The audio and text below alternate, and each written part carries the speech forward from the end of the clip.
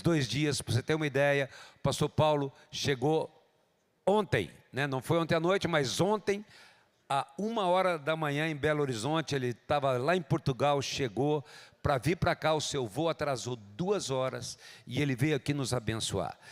E ele está aqui conosco com o coração disposto e aberto, porque ele é mais do que um parceiro de ministério, é um amigo de todos nós, mas é um homem que todos nós respeitamos, e nós deixamos ele sempre para a segunda sessão. Paulo, é porque o melhor sempre fica para o final. É melhor do que começar bem, é ter o final muito abençoado. Vamos receber o pastor Paulo Mazzoni, amém? Com alegria e sem boiolagem hoje, amém? Olha, ainda bem que eu não podia perder esse dia histórico, quando Elias Dantas se converteu da Ave Maria para Jesus Cristo. Senhor da glória, meu Deus, essa igreja é sobrevivente, né? Não é vencedor, é sobrevivente. Mas você está firme, né, irmão? Você está firme até agora, não é mesmo? Nós estamos firmes. Alegria muito grande, a comunhão com os irmãos, a expectativa de bênção, os compromissos que você está assumindo aqui nesse dia, não é? Que coisa boa.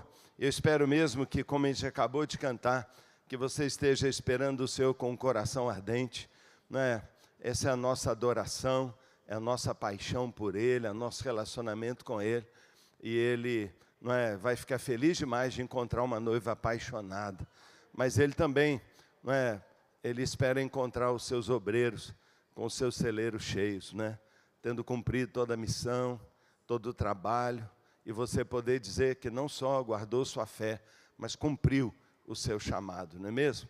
Então vamos orar mais uma vez, para a gente ter esse tempinho juntos, e ver se Deus vai trazer aquela palavra gostosa ao nosso coração.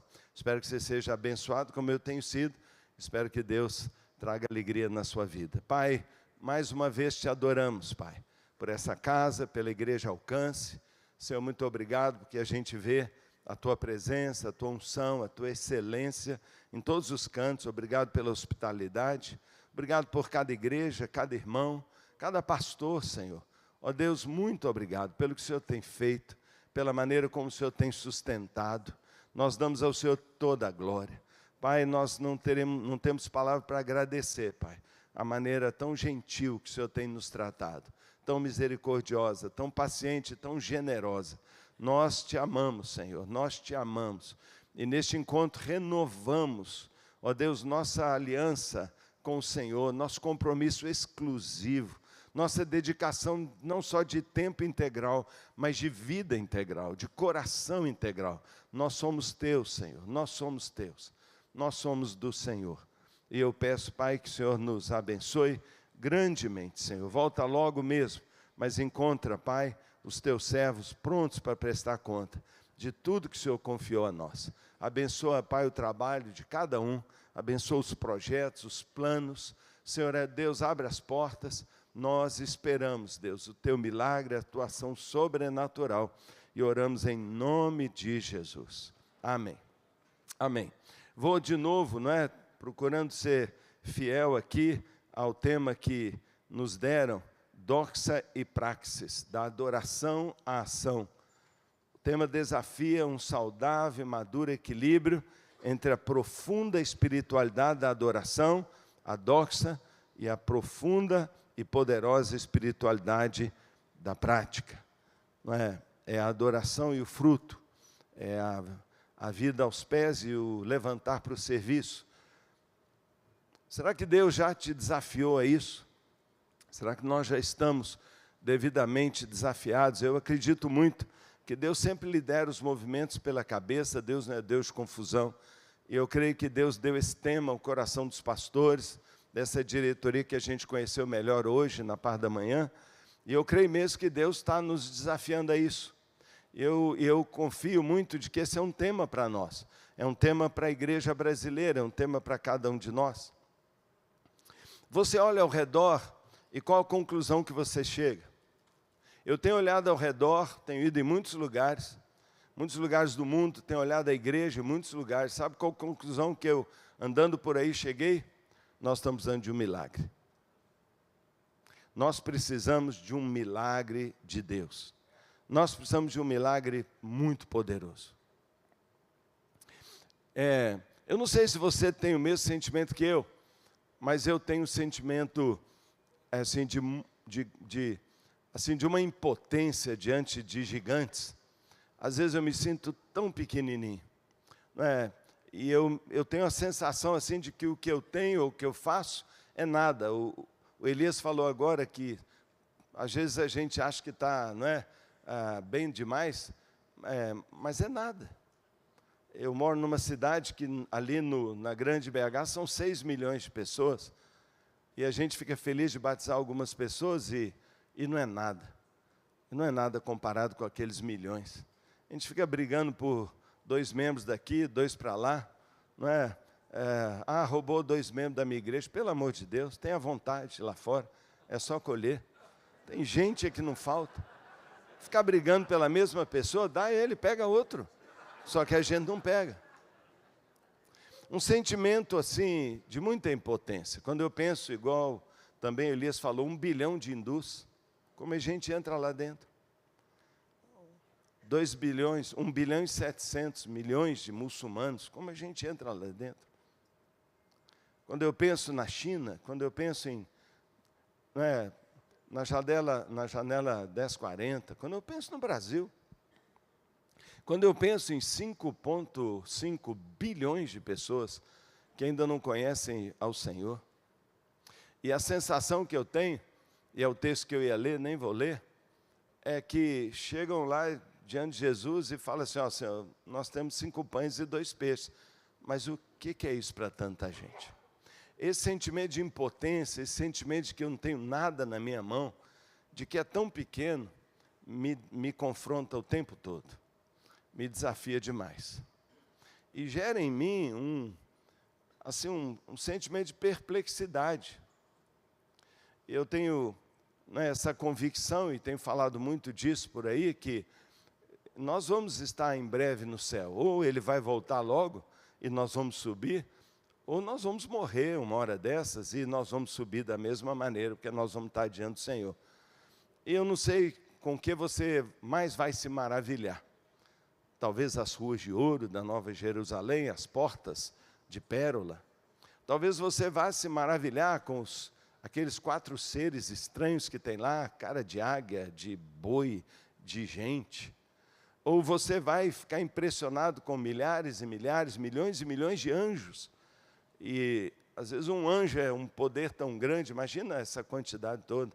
Talvez o trono com aquele rio e o arco-íris. A gente vai ficar doido, mas eu acho que de tudo que você vai mais se impressionar quando chegar ao céu, eu tenho certeza que e você não vai acreditar, é como Deus é poderoso. Deus é poderoso demais. As nossas palavras do português ou do inglês não conseguem, juntar uma expressão adequada, então o homem diz todo-poderoso. Mas todo-poderoso dentro da nossa concepção. Mas isso é muito mais. A gente não consegue imaginar todo o poder de Deus. E ao mesmo tempo a gente olha para nós e a gente se sente impotente. Então, como que a gente conecta essas duas coisas? Como é que pode, nós nos sentimos tão impotentes quando a quem está ao nosso lado e a quem nós servimos, e dentro de nós, e que disse para nós, pede-me, você não tem porque você não pede, e ele diz, eu abro todos os tesouros para você. Como acessar isso? Como acessar o Deus Todo-Poderoso, os recursos infinitos, incomensuráveis, enormes do poder de Deus, que nós sabemos adorar, cantar, chorar, sentir, mas não sabemos usar. Não sabemos acessar. Por que a gente não consegue acessar? E essa é uma questão que me intriga, porque o Senhor fala assim, você não precisa ser grande e poderoso. Ele, ao contrário, ele diz, eu gosto mesmo é dos menores. Eu gosto mesmo dos pequenos. Jesus vindo aqui fala, aqui você vai comparar o reino de Deus? Você vai comparar o quê? Alguma coisa grandiosa? Ele fala, não, o reino de Deus é um grãozinho de mostarda, a menor de todas as sementes, mas uma vez semeada, cresce e se torna a maior de todas as plantas. Ou seja, Deus é especialista em pegar o pequeno, que não é, e fazer algo grande através dele, mas não acontece.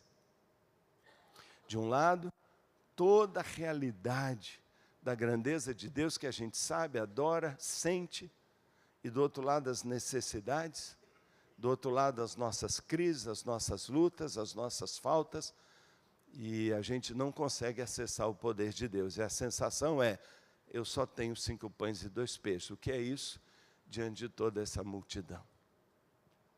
Esse dilema todo dia me choca, todo dia me confronta, todo dia me chama, não é, a um milagre. Há um milagre. O pastor Elias mencionou, não é, daqui a uma semana nós estaremos ali nos Estados Unidos para um encontro de lideranças de um monte de agências, denominações. Sabe qual é o tema? Ele não falou. Sabe o que nós queremos? Juntar essas pessoas para fazer uma pergunta. Como nós vamos nos unir para completar a grande comissão agora ainda, enquanto a gente ainda está vivo?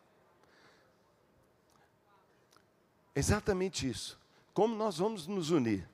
E da nossa união, unir todo o mundo cristão. São 2,7 bilhões de cristãos no mundo. Como nós vamos fazer para 2,7 ganhar 5,5 bilhões de pessoas? É possível? Claro que é possível. Mas eu vou para lá com a mesma sensação que eu subi aqui hoje. E com a mesma sensação que eu tenho a olhar para todos nós. Nós precisamos de um milagre. Nós precisamos de um milagre no Brasil. Porque os desafios são muito grandes. A igreja é linda, maravilhosa, mas ela tem tantos problemas. Nossa igreja é linda, mas ela tem tanto problema. A gente reúne aqui e fala, eu estou com 1.000 pessoas, eu estou com 30.000 pessoas, mas a gente não fala dos problemas que estão lá. Das pessoas que não mudam, da pessoa que ainda está lutando com a mesma coisa. Ontem a gente falou um pouco, falamos um pouquinho de Deus falar para uma pessoa, eu vou te dar uma cidade, e Ele não quer. Eu vou fazer tudo, mas Ele não quer, porque no coração dele, Ele não quer superar as barreiras que Ele precisa superar para ser um coração como o de Jesus. E Ele tem que passar por dor e sofrimento até que Ele se renda. Tem que ter algo dentro de nós, mas que precisa ter algo através de nós também. Deus precisa fazer algo que o nosso coração deseje, ame os perdidos e queira ser igreja de verdade. Mas, por outro lado, todos nós estamos conscientes que nós não temos mais do que só 5 pães e 2 peixes. E que a gente precisa de um milagre. Você precisa de um milagre? Eu preciso. Eu preciso de um milagre. Eu tenho visto um milagre todos os dias. Tudo que eu vivo é um milagre diário. Nada disso aconteceria. Então, para sair daquilo que eu conheço, sei a respeito de Deus e até o adoro e o amo tanto, para viver isso de forma transformadora, eu preciso do sobrenatural, do poder, da ação de Deus. E um dia chegaram para Jesus exatamente assim, diante de uma multidão gigantesca, impossível, faminta, que representa o mundo, não é? Milhares de pessoas sozinhas. Jesus falou, eles são como ovelhas que não têm pastor, ou seja, presa fácil, não é? O lobo vai destruí-las, elas vão morrer, e se nós não fizermos nada, os discípulos dizem o quê? Não tem como a gente fazer. Então, quer saber? Manda eles embora. E lá naquela multiplicação dos pães, a palavra dos discípulos é, não tem o que a gente fazer. Sabe o que eu vou fazer? Eu vou para casa, amanhã a gente volta. Amanhã a gente volta o quê? Para o normal. Amanhã a gente volta para ensinar, amanhã a gente volta para encontrar com eles. Mas milagre não vai haver. Por quê? Porque eu não tenho como fazer. E muitas vezes nós estamos vivendo, não é, esse cristianismo de manda embora, amanhã a gente volta para quê? Para o outro culto, para outra reunião. Mas o milagre, o alcance de todos, o saciar da fome daquela multidão, isso é teoria, mas não é a prática. E a multidão vai continuar faminta, Por quê? Porque na teoria Deus pode. Ah, Ele pode, mas Ele fará? Só fará se acontecer um milagre. Irmãos, nós estamos precisando de um milagre. E transformar tudo que a gente sabe sobre Deus numa expressão visível do Deus que pode tudo, que transforma dentro de cada igreja, em cada púlpito, em cada lugar, só se acontecer um milagre. A pergunta que a gente tem que fazer é: Deus ainda faz milagres? Deus ainda faz milagres? Será que nos dias de hoje, tão estranhos, Deus ainda encontra o ambiente adequado dentro do nosso coração, na nossa casa, na nossa equipe ministerial, no nosso púlpito, na nossa igreja, para fazer de novo aquilo que Ele fez e que eu tenho certeza continua querendo fazer? Será que Curitiba inteirinha pode de uma vez por outra, por um milagre de Deus, comer o pão vivo e se saciar? Será que a minha cidade, Belo Horizonte, Deus pode multiplicar de tal maneira a sua palavra, a sua salvação, de tal maneira os cristãos servindo, com suas vidas à cidade, eles podem comer? Por que nós não temos visto isso? O que está faltando? Eu tomo o milagre da multiplicação, aquela primeira multiplicação em Marcos 6, como base daquilo que é a minha convicção profunda, aquilo que são minhas plataformas ministeriais, daquilo que constitui para mim, a abordagem que Deus me pede para fazer diariamente, e que eu compartilho com você agora. Ali naquele extraordinário evento, um milagre aconteceu basicamente por 3 grandes razões. E essas razões eu queria trazer à sua lembrança nessa noite, para nós buscarmos esse ambiente. A primeira razão, porque ali naquele dia de fome, dia difícil, como houve um milagre ali. A primeira razão é que ali havia e foi criado um ambiente único, muito especial, de amor e de compaixão pelas pessoas. Jesus foi muito inteligente. Ele segurou o povo ali. E uma multidão começou a ficar com muita fome. Muita fome, muita fome. E Jesus até imaginou de dar uma saída, mas logo depois ele volta e continua mais horas a fio servindo todo aquele povo. Até que uma hora, não tendo mais condição, os próprios discípulos, porque eles estavam no meio do povo, eles vêm até Jesus e falam: Senhor, a situação desse povo é desesperadora. Senhor, nós estamos andando aí, você está aqui, mas nós estamos lá no meio do povo, tem criança chorando de fome, tem mãe que já não sabe o que faz, tem gente desmaiando de fome, eles estão há dias sem comer. Eles estão no meio de um deserto, esse povo é pobre demais, a pobreza, a fome deles é uma coisa de doido. Senhor, vai ficar tarde, vai piorar mais ainda. Como eles vão aguentar mais uma noite? Eles não aguentam mais. Eles não aguentam mais, então, Senhor, vão parar com isso aqui e vão mandar eles para casa. Eles mesmos viram a situação do mundo, a situação das pessoas, e vieram até Jesus dizendo: Senhor, manda eles embora. E o Senhor, então, nesse ambiente de compaixão, quando Ele mesmo enxergava a situação das pessoas, Ele diz: não, nós mesmos vamos resolver o problema. E a partir daqueles 5 pães e 2 peixes, Ele faz uma multiplicação. Sabe, irmão, a primeira condição fundamental para que esse poder extraordinário de Deus possa chegar até nossas igrejas, até o nosso povo, tem a ver com a nossa motivação. Tem a ver com aquilo que está por trás de tudo que nós fazemos. Porque eu creio que Deus está prontinho para fazer o impossível, quando Ele encontrar no coração de cada um de nós, no coração das nossas igrejas, o mesmo sentimento que Jesus tinha pelas multidões. Quando Ele perceber que o nosso sentimento é de compaixão, e que nós de fato queremos levar o Evangelho às pessoas, eu creio que todo o poder de Deus fica acessível para nós.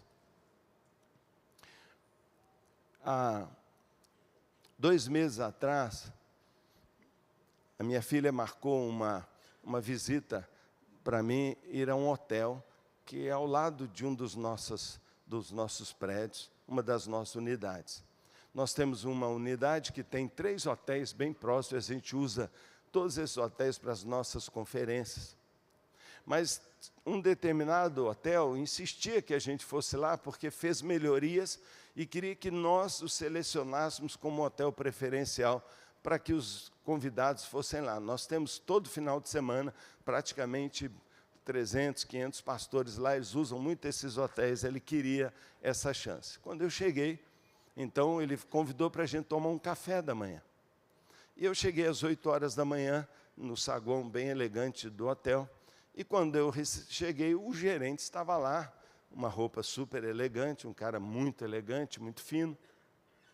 E ele me recebe à porta com a minha filha, estende a mão e fala o nome dele, e diz assim: eu sou o Newton, eu sou sua ovelha.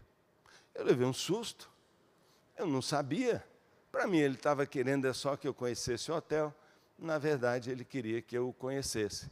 Ele falou assim: eu sou sua ovelha, eu sou da sua igreja. Eu falei: mas que surpresa. Dei um abraço nele. Como que é isso? Ele falou assim: eu já estou frequentando a sua igreja há mais de 1 ano. Eu falei: que coisa linda e tal.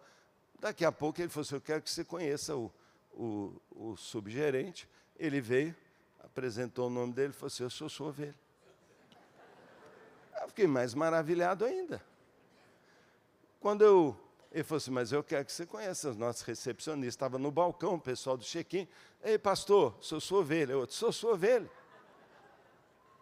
Irmãos, ele falou assim: vamos tomar café que eu vou te contar. Esse rapaz saiu do Brasil ainda jovem, foi para a Inglaterra, se especializou em turismo e gestão de hotéis. Foi contratado depois pela maior rede de hotéis do Brasil para gerenciar o maior hotel deles no Rio de Janeiro. Bem, ficou lá um tempão, ele carioca, voltou, casou-se lá na Inglaterra, 2 filhos, veio de volta para o Brasil e assumiu o maior hotel. A direção da empresa, então, chama e fala assim: ó, nosso problema está em Belo Horizonte, nós temos um mega investimento, não está dando certo. Você é o nosso melhor gerente, a gente queria que você fosse para Belo Horizonte. Você: eu não vou. Eu não vou, eu sou daqui, eu fiquei anos fora, minha família está aqui, eu não quero ir. Você: não, nós precisamos que você vá. Acabou que a negociação o forçou, e muito triste, muito insatisfeito, ele foi para Belo Horizonte. E diz ele que chegou com a esposa, a família, revoltado de estar em Belo Horizonte. Tudo bem, o hotel está ali e ele em Belo Horizonte. Bem, passa 1 mês, 2 meses, 3 meses, a família muito infeliz, uma filha adolescente, um filho criança, e a mulher dele fala com ele assim: bem, está tudo ruim aqui em casa. Eu não sei, mas está me dando uma coisa aqui, acho que a gente precisa ir numa igreja.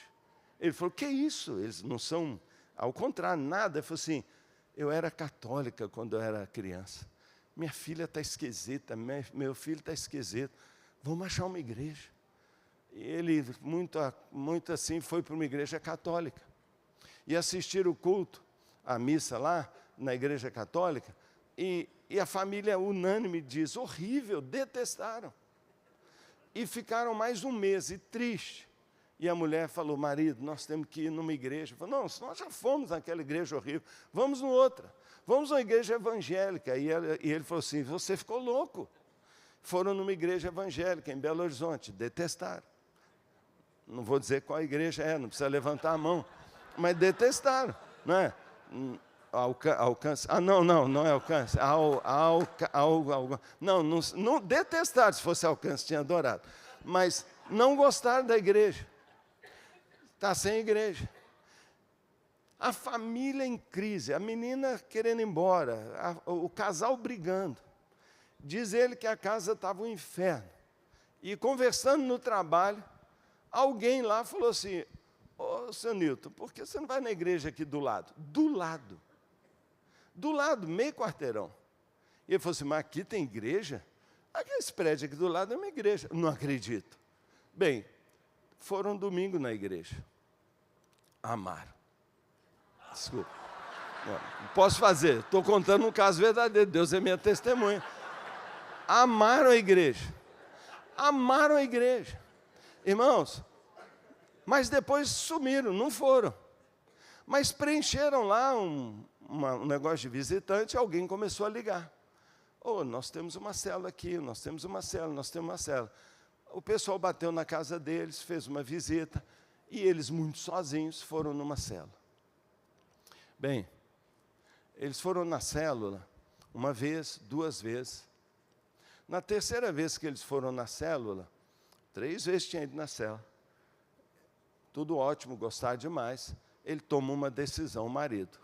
Lá na célula entrega a vida a Cristo, no domingo vai na igreja, vai lá na frente, toma uma decisão. Naquela semana, terça-feira, na hora da célula, ele não aparece. Ele liga para a esposa, porque a esposa ia num dia, ele ia no outro, e fala assim, ele está no hospital fazendo exames. Mas que hospital ele está? Está no hospital tal. O líder de célula termina a célula, à noitão vai para o hospital. Quando chegar lá, eu passei mal. Eu acordei e urinei muito sangue. E eu vim para o hospital, estou o dia todo aqui, eles não me liberam. Trataram ele, voltou para casa, ficou lá vários dias, voltou para casa. Ele ficou, até esse exame, 4 dias. Aquele líder de uma célula foi para lá, naquela noite, assim, sem preparo. Ele ficou 4 dias lá sem ir em casa. Ele dormiu numa cadeira, cancelou todo o trabalho dele e ficou 4 dias do lado daquela pessoa que ele tinha visto 3 vezes, mas que agora era da célula dele.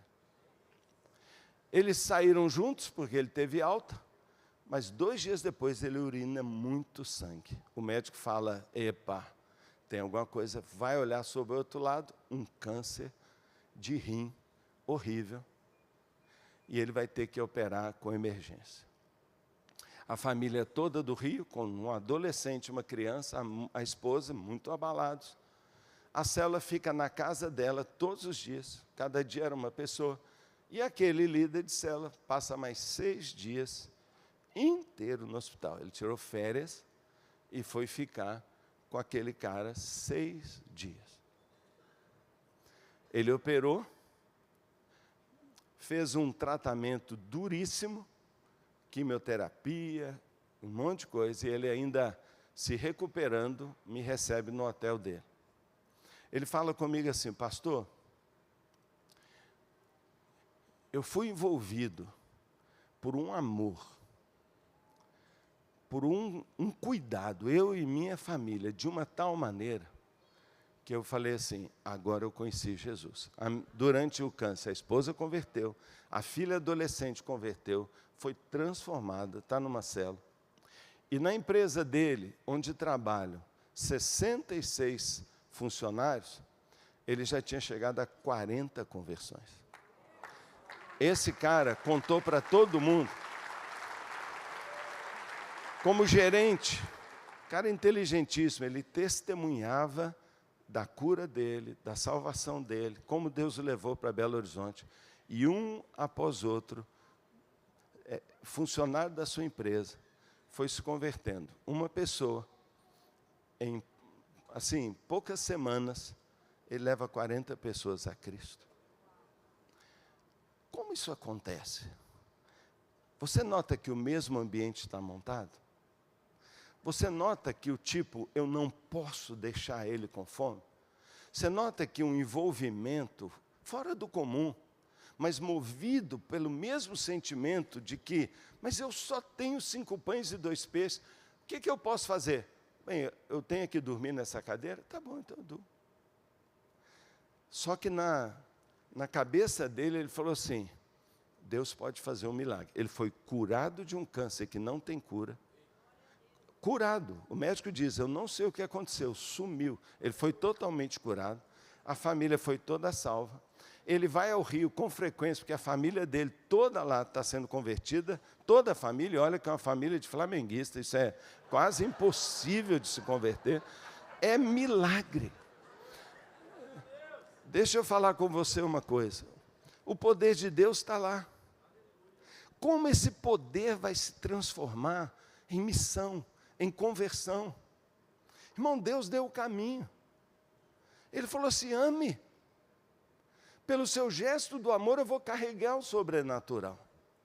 Na entrega do seu pãozinho, eu faço milagre e multiplico. Naquilo que aparentemente é nada, de uma pessoa comum. Lá o texto diz que era uma criança, agora eu estou falando com você de um líder de célula. Uma pessoa comum. O cara alcança um hotel inteiro, famílias inteiras, em poucos dias, por causa de uma extrema compaixão. Como nós podemos levantar uma igreja? Nós precisamos de um milagre. Porque a nossa sociedade deve ser a geração mais egoísta, mais individualista, e nós temos gerado igrejas que eu não entendo porquê. Pessoas ainda dizem assim: não, eu não quero abrir minha casa, não. Eu vou para a igreja para receber. Aí hoje eu não gostei da pregação, a música não estava boa, o ar-condicionado um pouquinho frio. Eu tive que parar o carro dois quarteirões, porque não tinha uma vaga para mim. Irmãos, ou nós mudamos a perspectiva de recebedores, de consumidores para doadores, ou nossa igreja não tem futuro. E talvez o maior milagre não seja a cura dos cânceres, das conversões dos Newtons da vida, seja a nossa igreja amar as pessoas e topar passar uma noite numa cadeira, porque uma alma vale mais que o mundo inteiro. Como você pode fazer isso na sua igreja? Começa você fazendo. Começa você fazendo. Por quê? Porque esse milagre que eu estou mencionando, da multiplicação dos pães e de uma multidão alcançada por um milagre, o poder sobrenatural que está no céu, vindo à terra, aconteceu em segundo lugar, porque tinha um líder que desafiava os seus discípulos a fazerem isso. Por que aquele milagre aconteceu? Porque Jesus falou: vocês vão resolver esse problema. O líder agiu como líder. O líder levou a ação. Quem vai levar a nossa igreja à ação? Quem vai tirar a nossa igreja da teoria, da doxa, da adoração, do lugar quentinho, das lágrimas minhas, para sair para as ruas? Quem vai levar as pessoas a buscarem os seus recursos? Quem vai levar nosso povo a abrir suas caixas e ver o que eu tenho para doar? Eu não tenho 5 pães, mas eu tenho chinelo. Quem vai levar a ação? Você. O milagre só aconteceu porque um líder entendeu que o papel dele é fazer essa conexão. É conectar o povo ao coração de Deus. Conectar o coração de Deus à necessidade do povo e fazer milagre. Foi Jesus que fez tudo acontecer. Quando ele disse: eu não vou mandar o povo embora. Eu não vou aceitar. Quando Jesus conta uma parábola do semeador, aquilo arrebenta meu coração. Eu tenho uma mentalidade muito de negócio, mas eu não consigo aceitar essa parábola. Porque ela fala o seguinte: um semeador saiu a semear, jogou sementes, 25% da semente caiu no solo duro. Sabe o que aconteceu? Perdeu. 25% caiu no solo pedregoso. Sabe o que aconteceu? Morreu. 25% caiu no solo espinheiros e seco. Porque não teve água. Porque não teve água. Sabe o que aconteceu? Morreu. E 25% deu fruto. Aí a gente fala: 75% não quer. Ei, não foi isso que ele falou. Ele falou que 25% tinha um chão duro. Por que alguém não abriu aquele chão? Por que alguém não meteu ali uma pá e não fez uma terrinha boa? Por que ninguém quis pegar na enxada? Por que uma semente morreu, ou 25% morreu, porque não tinha alguém para regar? Ganhou, ele brotou, mas ninguém cuidou. Ele não podia jogar uma aguinha lá? Ah, não, se vira. Se vira. Ei, claro que Deus está falando que tem corações. Não estou dizendo que não. Mas para mim Ele está dizendo, não, pastor, cara, melhora esse chão. Melhora a sua consolidação. Ei, tira esses espinhos. Nós estamos aceitando baixíssima produtividade. E dos 25%, nós estamos menos ainda, porque as igrejas estão crescendo 1% ao ano. Diz o Elias que 4 milhões de igrejas cristãs no mundo, há anos não crescem nada. 2 milhões estão fechando as portas, estão diminuindo. Só 1 milhão está crescendo. Por quê? Ninguém pega na pá, ninguém rega. Sabe por que aconteceu aquele milagre sobrenatural? Por causa de um líder. Um líder que não aceitou. Não aceitou perder aquela semente. Não aceitou que alguém não vai regar. Ele desafiou. Ele treinou um regador. Ele preparou o time dele para falar, ei, quem gosta de arar chão duro, vai lá. Você acha que alguém vai ganhar um gerente de hotel, flamenguista, que vem de uma cultura britânica, absolutamente secular?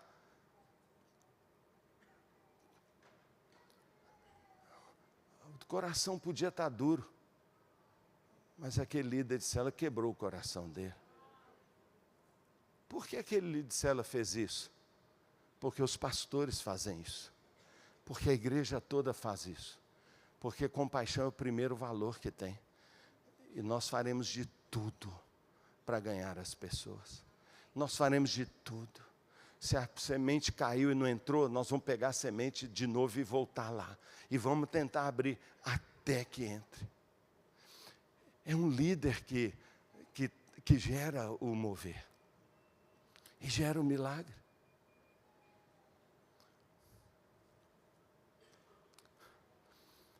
Por que será que nós não temos acessado todo o poder? Será que é porque as condições para acontecer um milagre não estão realizadas na nossa igreja?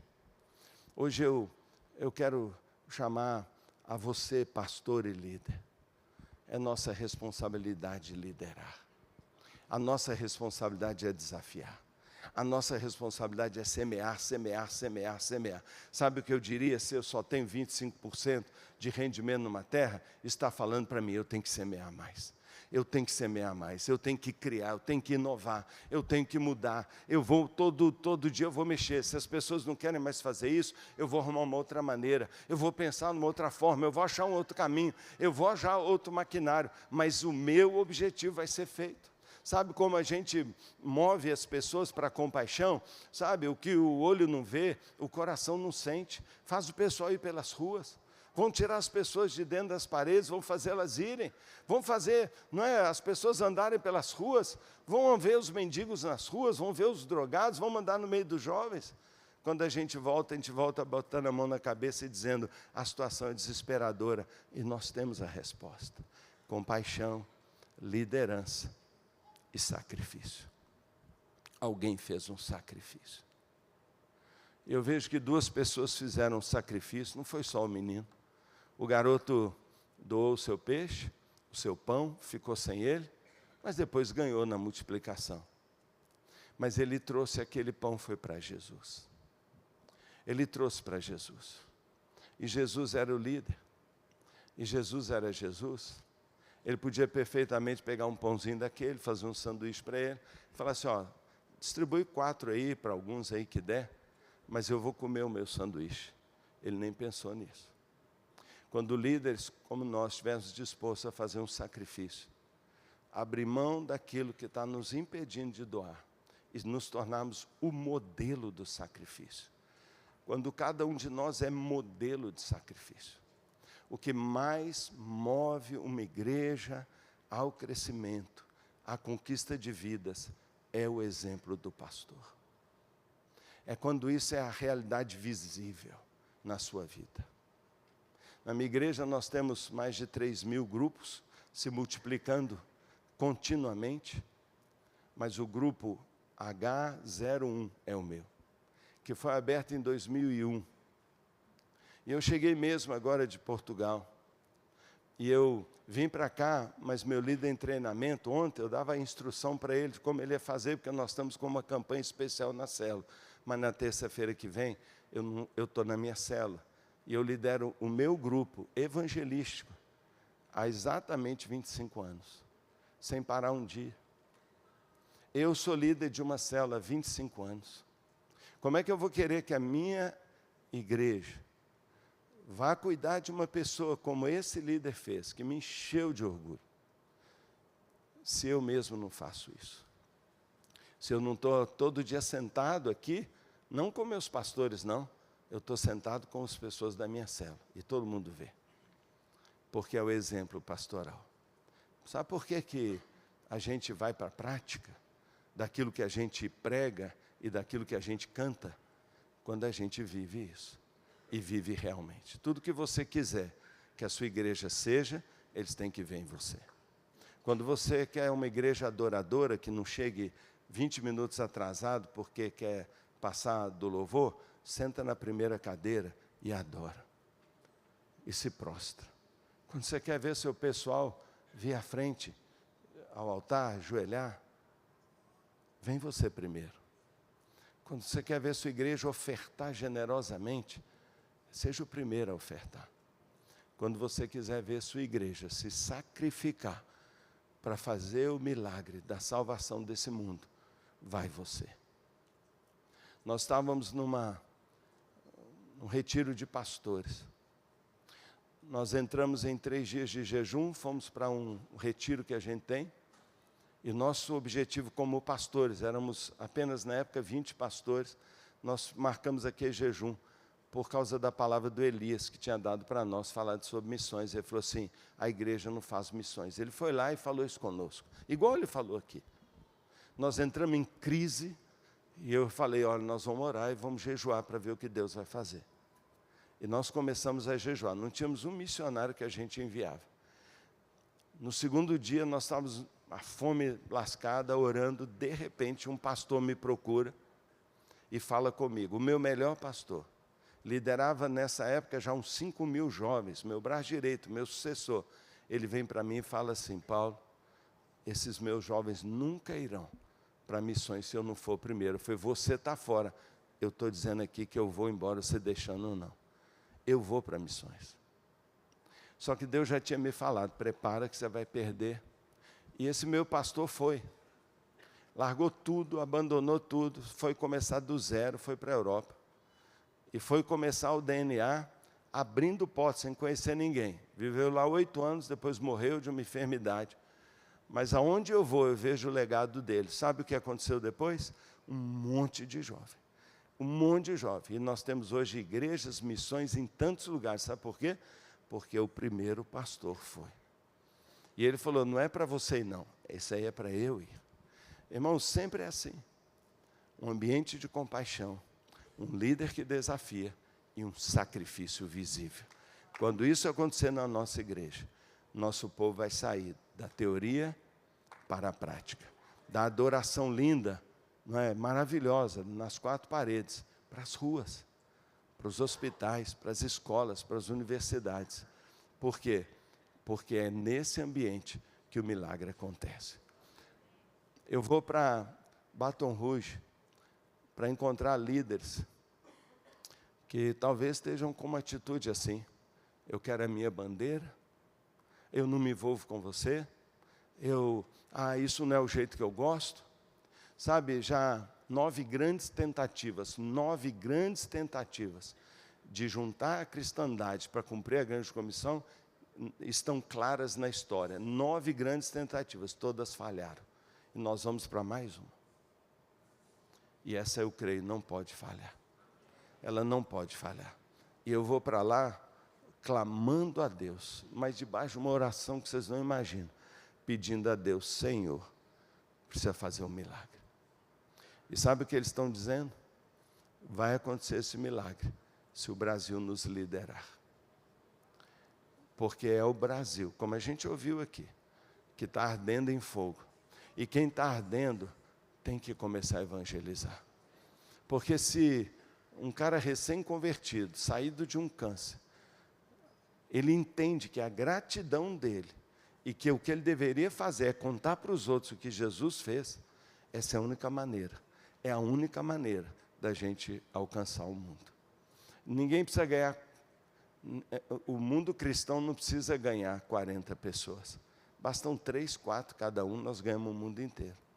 No Brasil, você sabe, se cada crente ganhar 2, o Brasil inteiro é crente. Porque nós somos 1/3.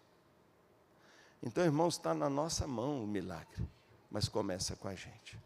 Leva a sua igreja a olhar para o mundo. Leva a sua igreja a olhar para o mundo. Leva a sua igreja a olhar para a fome. Leva a sua igreja a olhar para o rosto. Leva a sua igreja para olhar as necessidades. Fala sobre isso, desperta. Desperta isso. Não perca uma ceia da sua igreja. Não guarde aqueles copinhos que ninguém tomou. Prega. Alguém devia tomar esse copinho. Se eu botei aqui porque tinha alguém que tinha que ter tomado esse copinho, mas ele simplesmente não veio aqui, porque nós não trouxemos. Não guarde um copinho que não foi tomado. Não perca uma cadeira vazia no seu prédio. Aponte para ele e fala, tem alguém que é para sentar aqui semana que vem, eu quero ver ele aqui.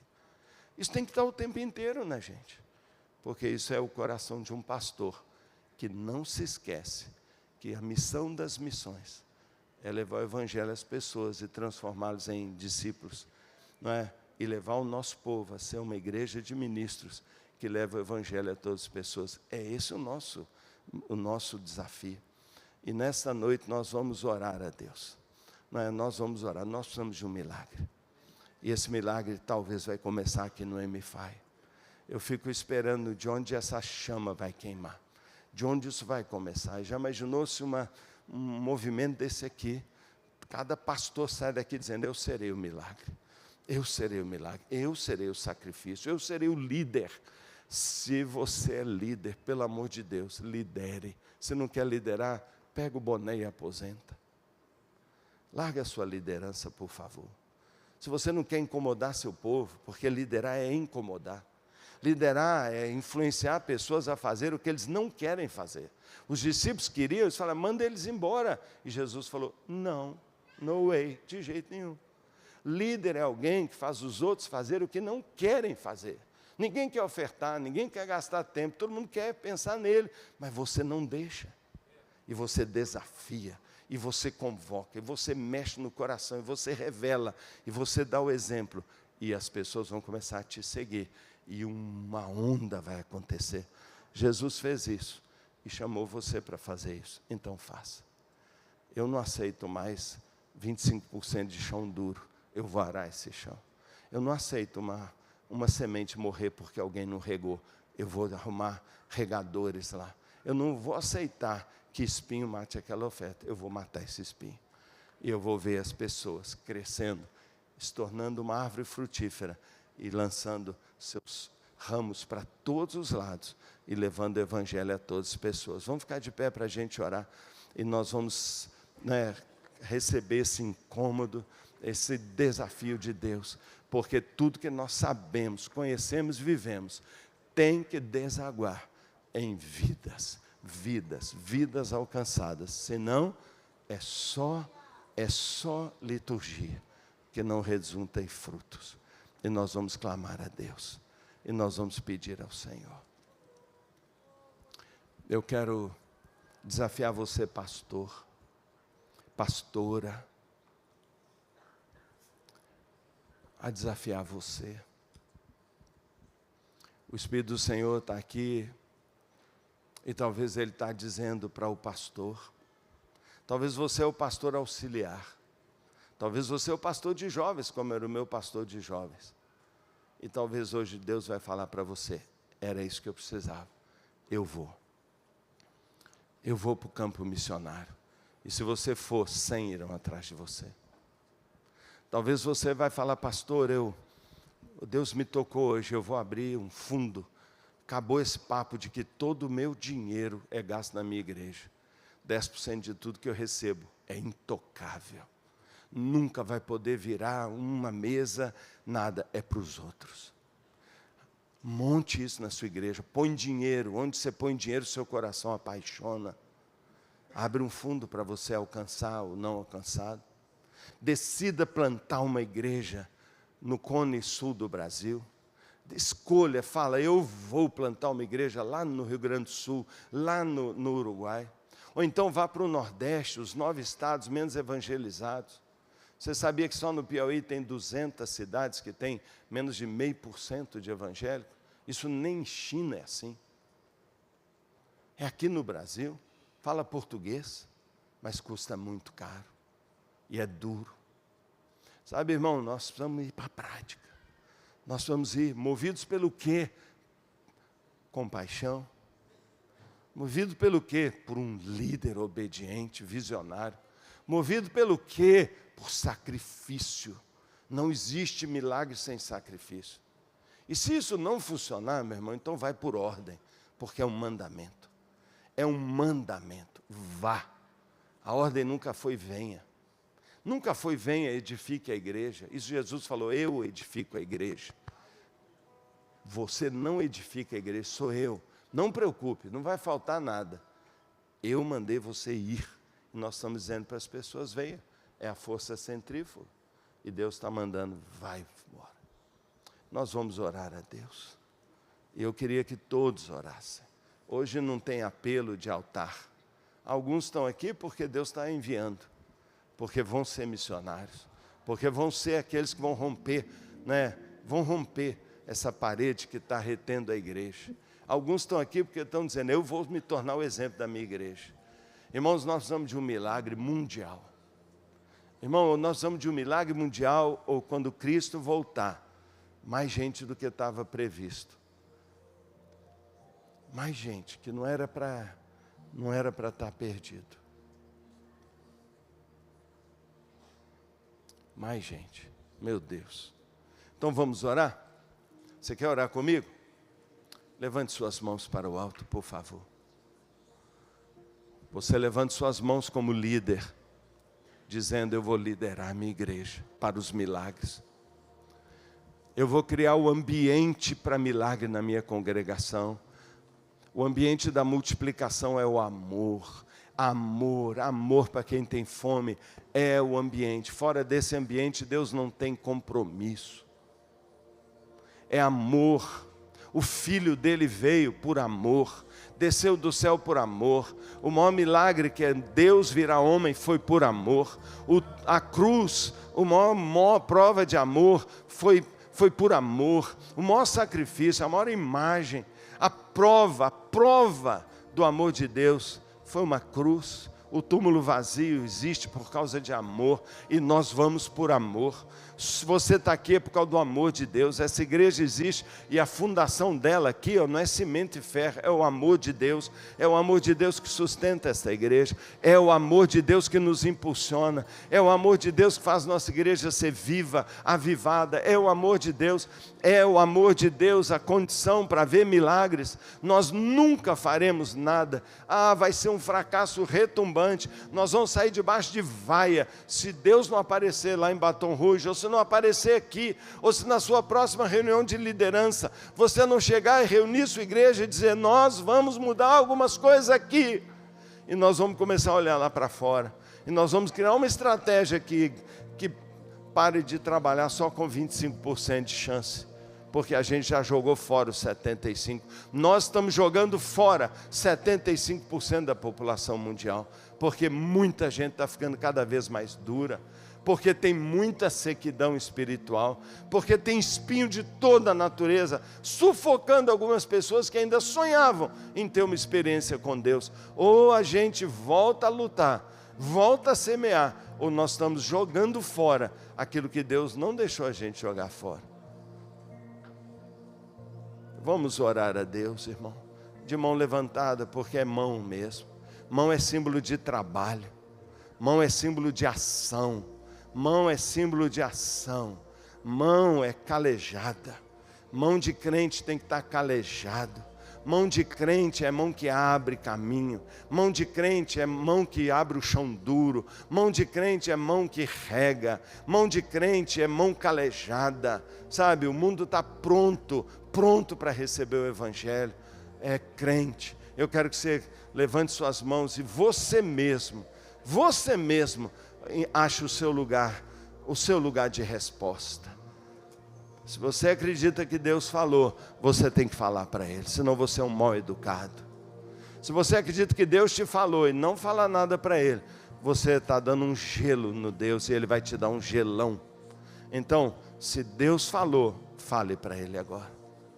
Fale, de mãos levantadas, dizendo: caleja minha mão, eu quero te servir, eu quero me sacrificar, me ensina, eu quero ser um exemplo, eu quero ser o maior exemplo. Usa-me, Senhor, usa-me, Senhor, usa-me, Senhor, usa-me, Senhor. E nós vamos deixar que Deus mesmo ministre ao nosso coração agora. E enquanto nós vamos adorar, nós vamos provar que nós não somos só adoradores. Nossa adoração nos leva ao altar da consagração. Nossa adoração nos leva aos pés do Senhor. Nossa adoração faz de cada um de nós um trabalhador da colheita. Cada um de nós, trabalhador da colheita. A resposta à oração de Jesus: peçam ao Pai, trabalhador da colheita. Você pode fazer todas as coisas, mas se você não trabalha na colheita, os menorzinhos são maior que você. Então levante suas mãos e adore. E ao mesmo tempo que adore, prove que sua liderança do MFI estava certa, que é possível ter profundidade na adoração, ao mesmo tempo com poderosa ação na causa do cristianismo. Mostra isso para o Senhor e Ele vai responder com milagres, e nós veremos um milagre, e uma nação poderá ser colhida ainda neste ano, e cidades inteiras serão. Então deixa Deus curar seu coração, deixa Deus tirar de você a raiva, deixa Deus tirar de você o desprezo por pessoas, deixa Deus tirar de você o racismo. Não ama aqueles que são diferentes de você, ame a todos. Deixa o amor de Deus ser derramado e você verá o milagre de Deus acontecendo na nossa nação.